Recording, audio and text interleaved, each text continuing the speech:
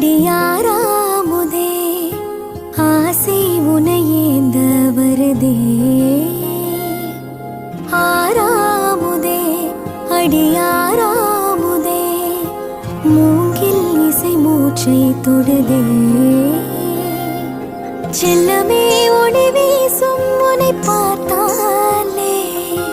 வெண்ணிலா வெயில் சேர விளையாடாதோ கொஞ்சியே கதை பேசும் குரல் கேட்டாலே எண்ணிலா சுகம் என்னை எழுப்பா